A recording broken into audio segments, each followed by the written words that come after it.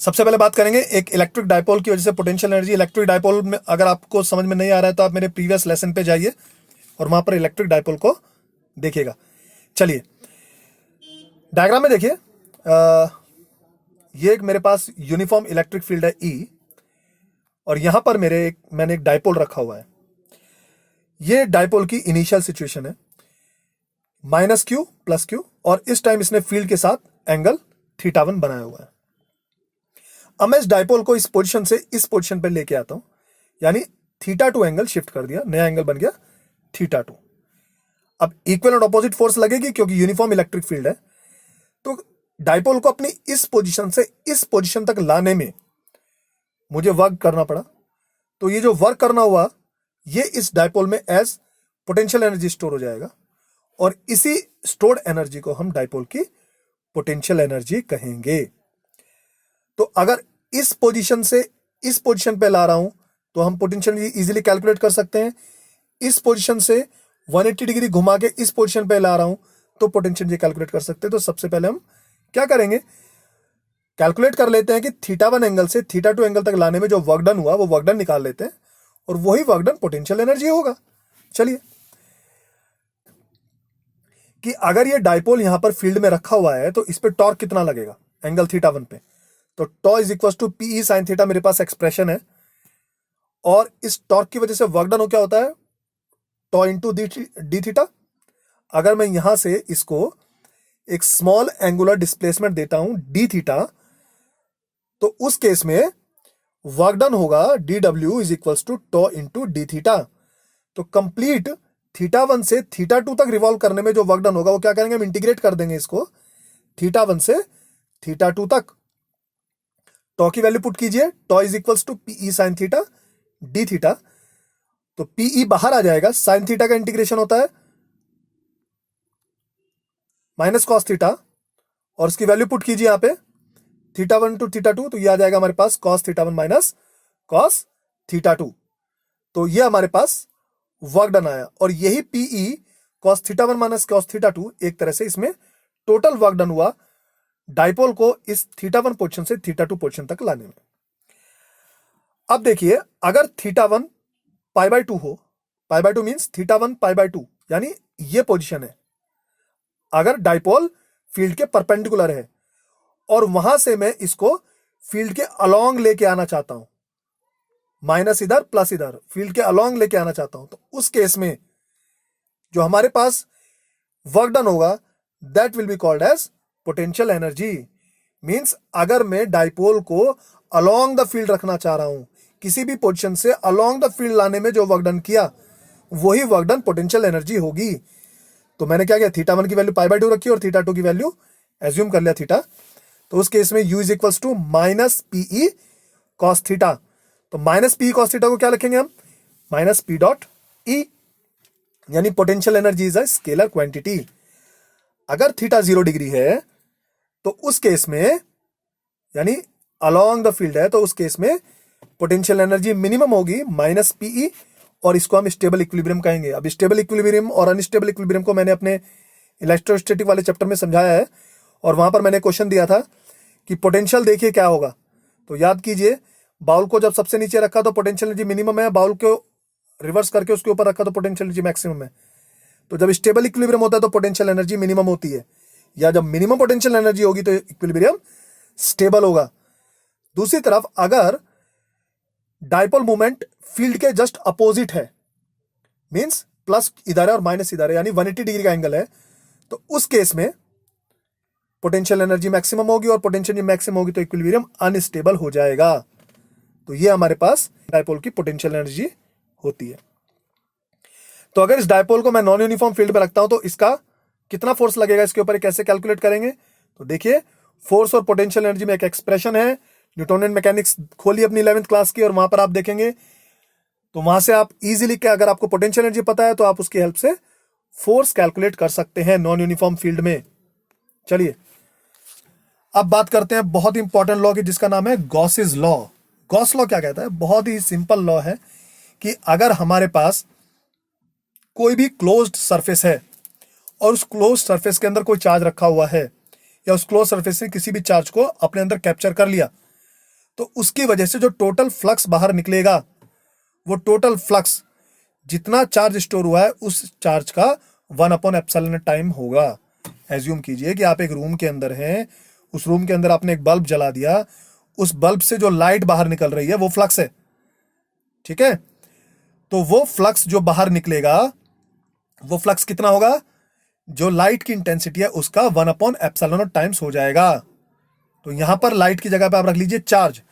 ये देखिए एक एग्जांपल, ये मेरे पास एक क्लोज्ड बॉडी है, इसके अंदर 3 चार्ज रखे हैं, Q1 -Q5 प्लस Q3, बाहर रखे हैं -Q2 प्लस Q4। तो जो फ्लक्स होगा वो सिर्फ एनक्लोज्ड चार्ज की वजह से होगा। इस -Q2 और -Q4 का कोई रोल नहीं होगा, कोई इफेक्ट नहीं पड़ेगा इससे। क्यों? क्योंकि -Q2 की वजह से जो फ्लक्स आएगा वो जितना एंटर करेगा उतना ही बाहर निकल जाएगा, तो नेट फ्लक्स 0। Q4 की वजह से जितना एंटर करेगा उतना ही बाहर निकल जाएगा, net flux 0। But Q1, Q5 और Q3 की वजह से फ्लक्स सिर्फ और सिर्फ बाहर आ रहा है, तो बैलेंस हो जाएगा। तो यहां पर जो नेट चार्ज कितना एनक्लोज हुआ, Q1 -Q5 plus Q3, additive nature of charge, और टोटल जो एनक्लोज चार्ज होगा उसका 1/ε टाइम्स हो जाएगा फ्लक्स। फ्लक्स को हम किससे रिप्रेजेंट करते हैं, फाई से रिप्रेजेंट करते हैं। तो phi is equals to Q enclosed upon ε0, ठीक है। अब गॉसेस लॉ कहां का अप्लाई होगा, सबसे पहली बात, ये सिर्फ और सिर्फ क्लोज्ड सरफेस के लिए एप्लीकेबल होगा। क्लोज सरफेस का शेप कैसा भी हो सकता है, उसका साइज कुछ भी हो सकता है, बट सरफेस क्लोज्ड होनी चाहिए। दूसरी चीज, चार्ज हमेशा क्लोज सरफेस के अंदर होना चाहिए, और कहीं पर भी रखा हो कोई फर्क नहीं पड़ता, बाहर नहीं होना चाहिए। Q2, Q4 कोई रोल नहीं है, Q1, Q5, Q3 रोल होगा। अब इस Q3 को उठा के मैं Q1 की जगह रख देता हूं, Q1 को Q3 पर रख देता हूं, फ्लक्स हमेशा सेम रहेगा। तो enclosed charge can be anywhere inside the surface, there is no change in the flux. दूसरा, जब भी आपको गॉसेस लॉ अप्लाई करना है तो सबसे पहले आप एक सिमेट्रिक सरफेस बनाइए चार्ज के चारों तरफ। तो सिमेट्रिक सरफेस जो हम एज्यूम करते हैं उसको बोलते हैं हम गॉसियन सरफेस। तो इंपॉर्टेंट चीज क्या है, सिमेट्रिक होनी चाहिए। अगर सिमेट्रिक सरफेस नहीं बनेगी तो गॉसेस लॉ नहीं लगेगा। यानी बहुत सारी ऐसी चीजें जैसे डाइपोल, डिस्क, रिंग, इस पर आप सिमेट्रिक गॉसियन सरफेस नहीं बना सकते, इसलिए यहां पर हम गॉसेस लॉ भी अप्लाई नहीं कर सकते, ठीक है। अब एक एग्जांपल देखिए, यहां पे ये मेरे पास 2 सिलेंडर है, यूनिफॉर्म इलेक्ट्रिक फील्ड इसमें एक डायरेक्शन में, और यहां पर एज्यूम कीजिए बीच में एक प्लेटर, एक फील्ड इधर जा रहा है, एक फील्ड इधर जा रहा है।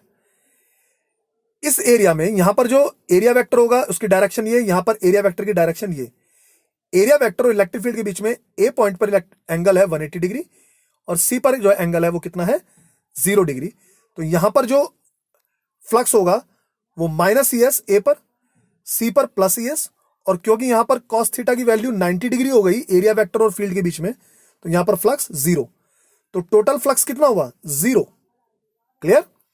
अगर मैं यहां पर बात करता हूं, यहां पर भी एंगल कितना है, 0 डिग्री एरिया वेक्टर फील्ड के बीच में, यहां पर भी एंगल कितना है, 0 डिग्री, और यहां पर कितना है, 90 डिग्री। तो यहां पर φA + ES, φC + ES और φB 0, यहां पर फ्लक्स 0 नहीं होगा। तो ध्यान रखिएगा कि चार्ज एनक्लोज्ड, तो एरिया वेक्टर हमेशा मैंने बाहर की तरफ लिया, पिछले एक्सरसाइज में बताया था, और इलेक्ट्रिक फील्ड और एरिया वेक्टर बीच में एंगल निकालिए, फ्लक्स कैलकुलेट कीजिए, टोटल सम कर दीजिए। क्लियर। आप कैलकुलेट करते हैं गॉसेस लॉ के बेसिस पे कूलम्ब्स लॉ। मान लीजिए एक +Q चार्ज है, +Q चार्ज की वजह से P पॉइंट पर, जो कि x डिस्टेंस पे, यहां पर मुझे कैलकुलेट करना है इलेक्ट्रिक फील्ड कितना होगा। तो मैंने इस +Q चार्ज की एक सिमेट्री स्फेरिकल सरफेस बना दी, जिसको मैंने क्या कॉल किया, गॉसियन सरफेस। अब अगर ये गॉसियन सरफेस बन गया तो इसके ऊपर एक स्मॉल एलिमेंट एरिया ले लिया मैंने, क्या, ds। क्लियर। अब ये ds पे एरिया वेक्टर क्या होगा, क्योंकि ये रेडियली आउटवर्ड होता है तो एरिया वेक्टर हमेशा आउटवर्ड होगा।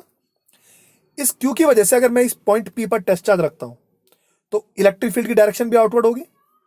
क्लियर। मान लीजिए इस ds ने इस पॉइंट पर जो सॉलिड एंगल बनाया वो कितना बनाया, ओमेगा। तो इस स्मॉल पार्ट की वजह से यहां पर जो हम फ्लक्स कैलकुलेट करेंगे वो कैसे कैलकुलेट करेंगे, φE is equals to E dot d φE is equals to E dot ds। Clear. पूरी गॉसियन सरफेस के लिए क्या करेंगे, इसको इंटीग्रेट कर देंगे सरफेस के लिए। तो मैंने सरफेस के लिए इंटीग्रेट किया, इलेक्ट्रिक फील्ड और डीएस के बीच में एंगल कितना है, 0 डिग्री। कॉस 0 की वैल्यू 1, सॉल्व किया और इलेक्ट्रिक फील्ड बाहर आया, सरफेस एरिया स्फीयर का 4 पाई एक्स स्क्वायर।